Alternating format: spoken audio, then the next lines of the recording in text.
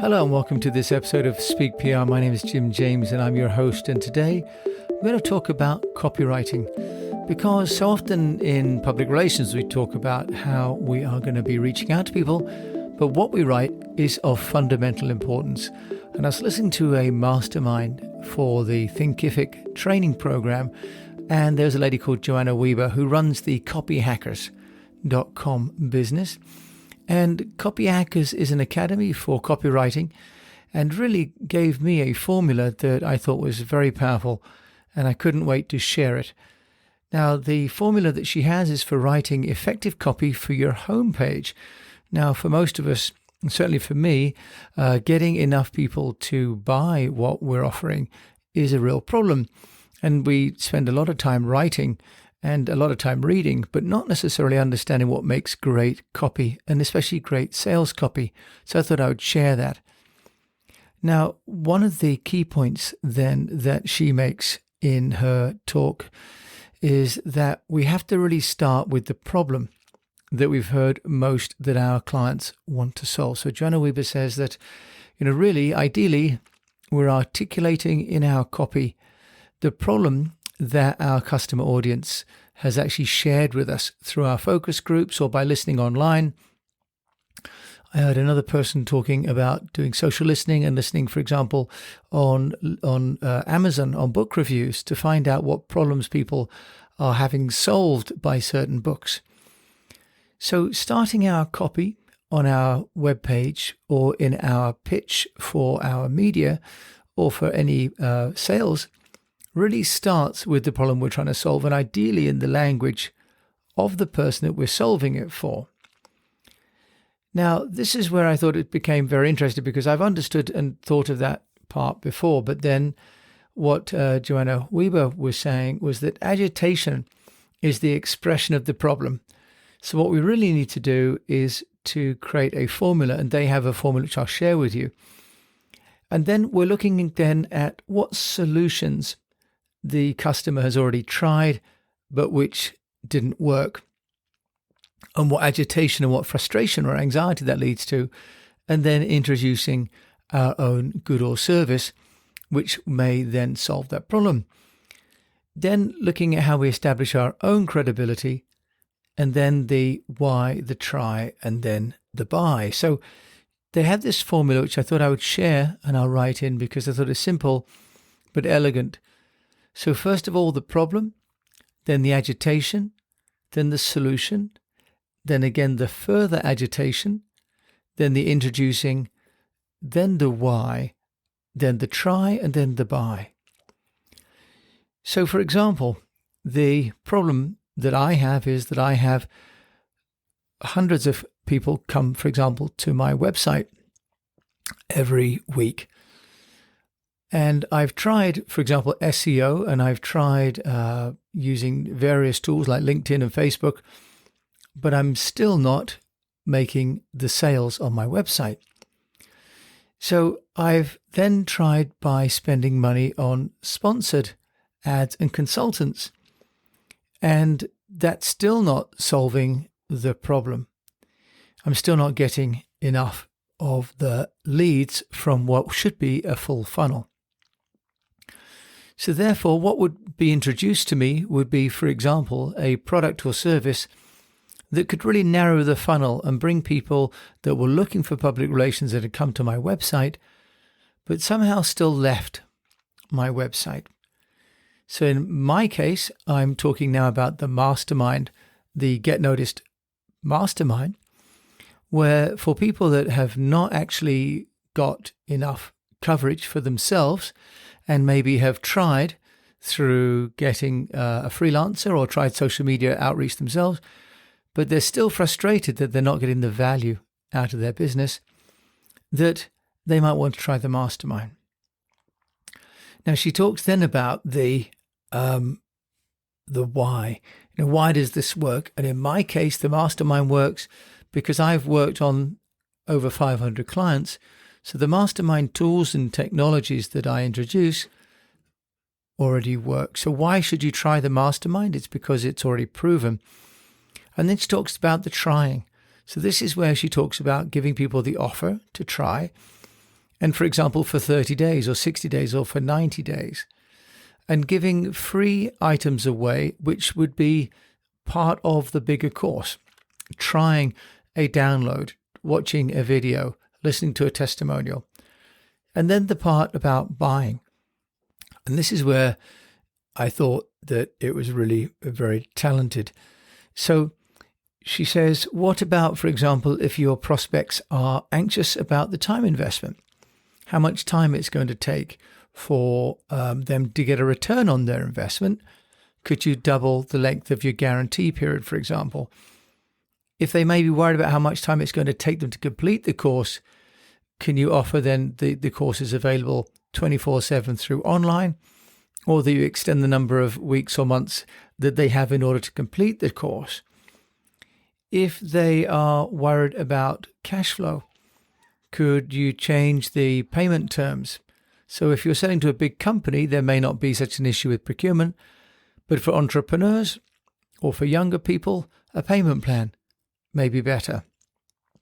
This resonated with me because with the mastermind, I've been charging a flat fee, but actually many people that are target audience may find a subscription model over time would be much better.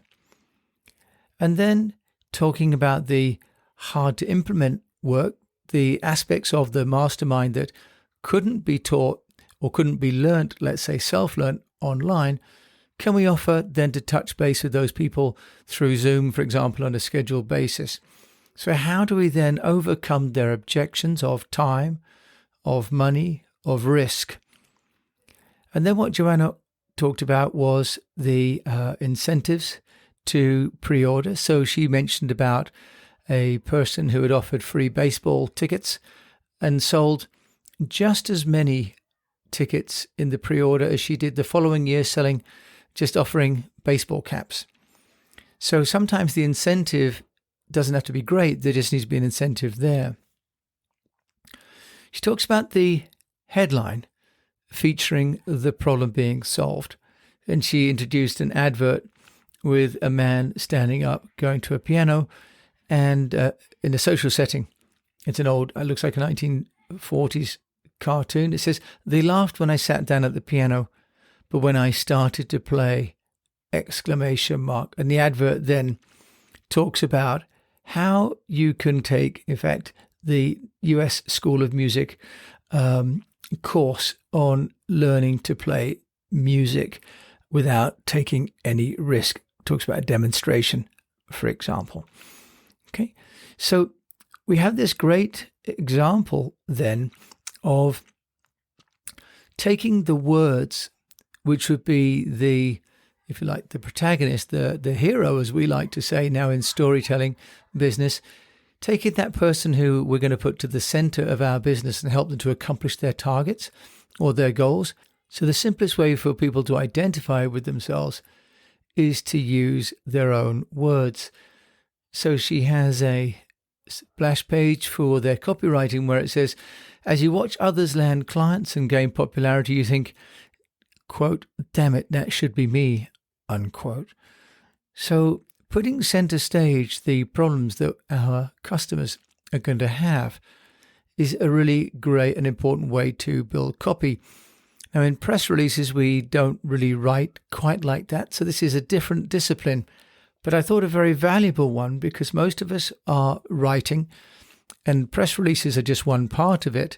Let's have a conversation with someone today around the mastermind. And actually, we have to write in different ways for different situations.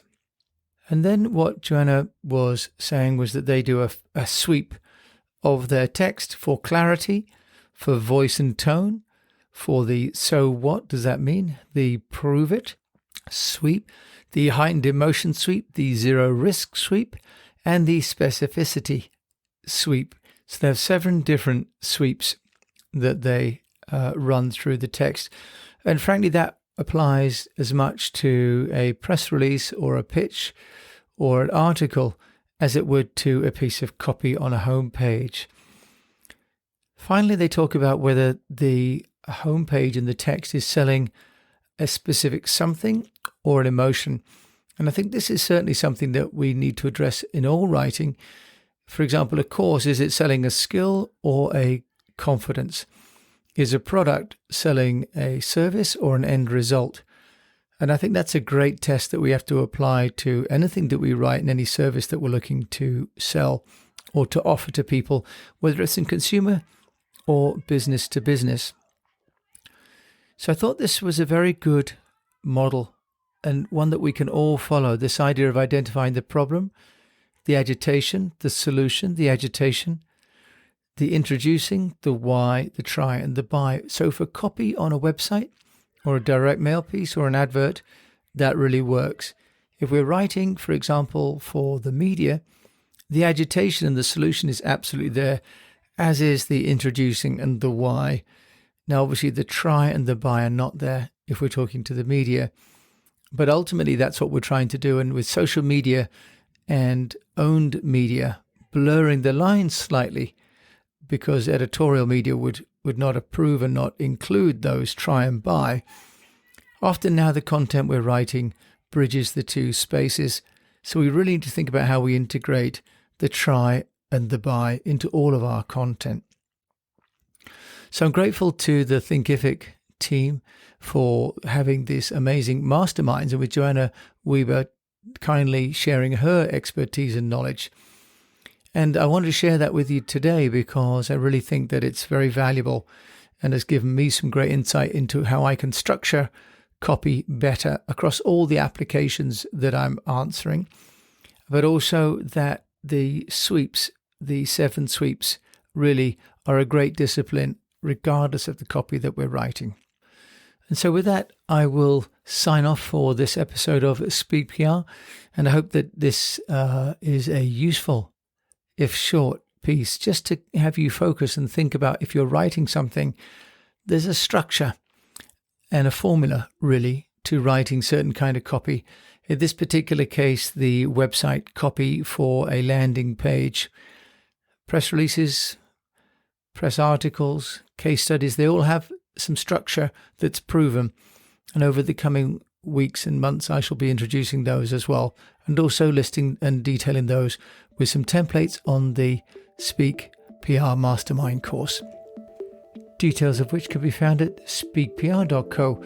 My name's Jim James. Thanks again for listening. And until we meet again, I wish you the best of health, a profitable business, and that if you're writing, that the contents of this podcast prove to be really helpful to you. Thanks again for listening.